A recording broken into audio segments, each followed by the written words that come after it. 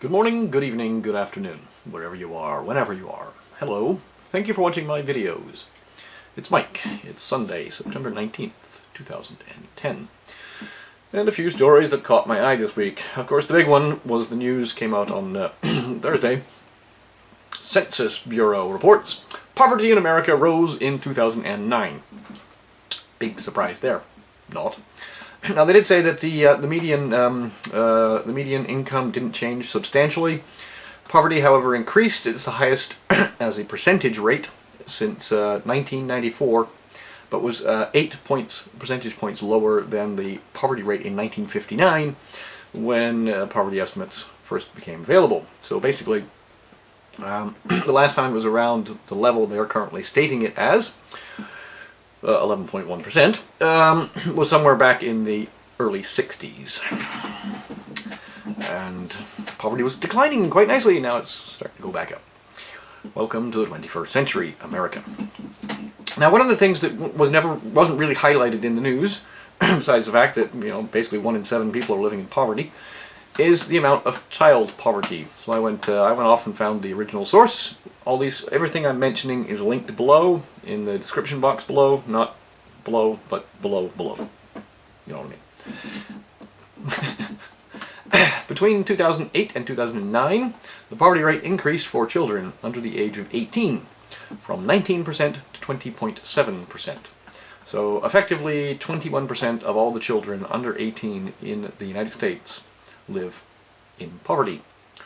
Not very good news. Now, if we scroll down, this is page 15 of the report. There is also a number in there that's quite interesting as well. What they're classifying as outside metropolitan statistical areas. What is a metropolitan statistical area? Effectively, it's big cities and the surrounding suburbs around big cities. The official mention, so a principal city is, a big city. There are also outside principal cities and inside metropolitan statistical areas. If you live in a community that has 10,000 people or more, you are technically in a metropolitan statistical area. The rest are outside. These are generally farms and things. Anyway, the number, 48 million homes, are outside the metropolitan statistical area, out of a total of 301 or something, which works out to roughly 16% of the population lives outside the cities and suburbs, which technically means that also 84% of the people in the United States of America live near or in a major city and have absolutely no idea what goes on in the countryside. So, a couple of other interesting little links I've got here down below. I'll run through them quickly. Of course, the thing is, the big news in the States, poverty is over there. Questioning, okay, what about Canada, and what about the UK? Because I live in Canada, and I care about the UK. Well, nothing's really been announced recently in the UK. There was, of course, the report that came out at the end of last year, defining things, basically coming up with a definition of, defining what is low income, what is poverty, etc., etc. And the number there was based on an entirely different set of figures. In the UK, poverty is defined as the 60% less than the median income rate minus housing costs. So you take the median income rate, you minus the housing costs, and you come up with a new median, which is lower. And effectively it means that people who live in cities who pay more for rent and housing than those outside of cities, or for instance those in the south as opposed to those in the north of England, end up being poorer, coming off poorer. Although if you've ever been outside of London or any of the major cities, Birmingham, etc., you would know that there are places outside of these cities that are truly impoverished. But technically they're not, because their housing costs are minimal. Madness. Canada does similar tricks with their numbers. But anyway, what I did is I found an OECD survey where they kind of try and get some kind of standardization in the numbers themselves. Canada right now has a child poverty rate of roughly 15%. The United States, as I mentioned, is 20.7, 20.6 on their graph here. The United Kingdom is 10.1%. So not too bad. But of course it really depends on how you add them up. Yeah. Canada did come out and say that, it's 9% in 2008. OECD is now saying it's 10%, so that's gone up 1% this year. BBC, of course, I have the link here on the BBC. Save the Children Fund says severe child poverty is going up. There's a great surprise there. They change how they measure things, basically saying they are counting people, they're estimating people that have incomes less than 50% of the UK median income, and disregarding housing costs. So they go back to the system that most other countries use. I don't know, madness. On Friday, of course, 5 more banks failed over in the US. FDIC closed them. Includes a link to the problem bank list. Pace of bank failures increase as regulators close 6 banks. My bad. 6 banks, not 5. Also included a link to the unofficial problem bank list, which lists off all the banks that have had some kind of order or enforcement action instigated against them across the US.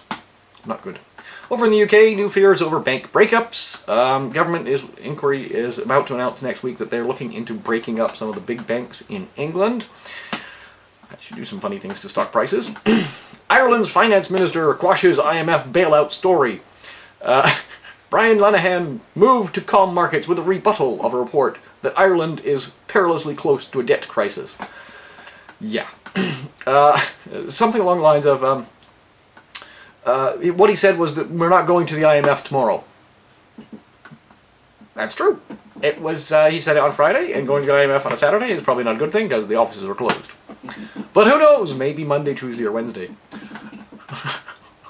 Irish bonds are going completely mental. 10-year bonds, the yield has jumped to 6.17%. Basically based upon a analysis that came out of Barclays, which I have also some snippets linked below, basically saying that there's no way.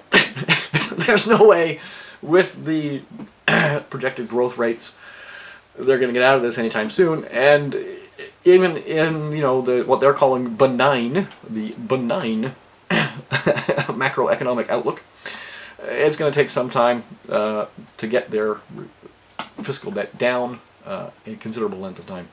And one of the other things, of course, is that NAMA. NAMA is the National Asset Management Agency, which is Ireland's way of gobbling up the crap debt that Irish banks had accumulated. They've been buying the debt from the banks and placing it into this other company called NAMA, and buying the stuff that they're getting off the banks at a discount. So the last set of money they got, they basically discounted everything that was being sent to them by 50%. So if the bank said, you know, I've got 100 billion loan here, NAMA said, okay, here, have 50 billion, and we'll take it off your books. Well, the latest tranche is currently 72%, ranges between 48.5% discount to 72.4% discount. And there's still more. There's still more they're gobbling up, and people are getting freaked out. So yeah, understandable. Ireland's going to go funny. UK, of course, is not without its own little issues, linked below. Bank of England somehow has managed to balance a whopping £250 billion of assets on a mere £4 billion of capital, which gives you a leverage rate of 60 times. Interesting little article there. They also talk about the Federal Reserve. They're not too bad. They're only at 40%, or 40 times.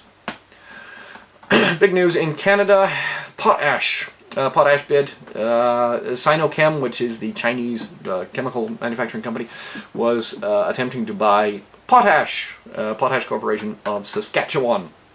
Why is this important?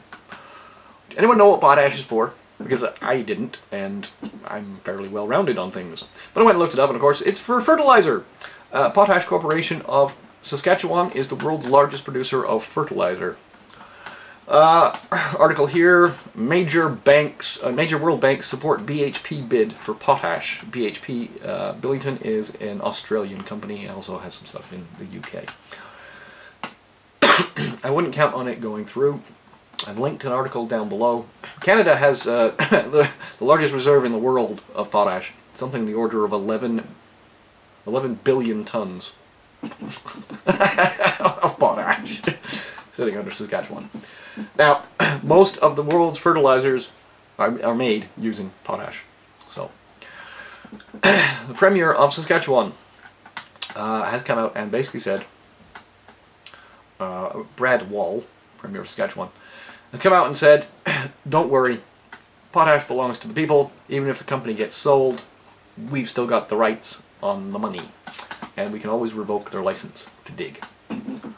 Which is good news. Some other news this week. Blackwater has apparently, it's been discovered that Blackwater offered to provide intelligence services to Monsanto through their company, sub-company called Total Intelligence. Sought to become the intel arm of Monsanto, offering to provide operatives to infiltrate activist groups. You're all activists, you know. Link below. Blackwater, customer Monsanto, and Percy Schmeiser story, part 1. This is what Monsanto does, and Democracy Now! Had a little feature interview with Percy Schmeiser, and the Spartacat picked that up, so I thought I would link that. A couple other links about S510, and it doesn't really exist as S510 anymore, but it's still out there. And basically, they're still thinking about it, and counties are beginning to do weird things like issue people $5,000 fines for growing food that they sell. So you may have a small plot of land, say 4 acres, and you plant some food on there, and it's more food than you can possibly ever eat, so you give it away to your neighbors. Nope. Oh, if you give it away, that's fine. If you trade with your neighbors for anything, so they grow some stuff, and they give you, you know, some lettuce, and you give them some rutabaga. I like that word, rutabaga. Yeah, technically you are trading, so it is a commercial thing, and you need a license. What's going to happen to agriculture?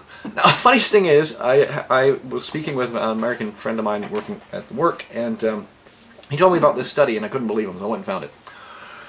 Apparently 20% of the general population of the US prefer grass-fed meat, or 20% of the sample area. They were sampling Denver and Chicago. And 20% of the people preferred grass-fed beef over corn-fed beef. In other words, they have absolutely no idea what beef should taste like. Madness. A couple of other ones here. 100% grass-fed beef. Icky. Am I crazy? Yes, just Paula, you are. This is what food is supposed to taste like. Not cardboard. And finally, a couple of links. First one, Spartacat came out with a video yesterday, and I watched it and was blown away. Basically. So, Kitty, that's amazing. What? When the shit hits the fan. ... Her basic premise being that you already had. You just didn't notice. And finally, a link. Snow Patrol. A new song they found. Just say yes. Peace, love, understanding. Think about things. Sorry, there's lots of links. Bye.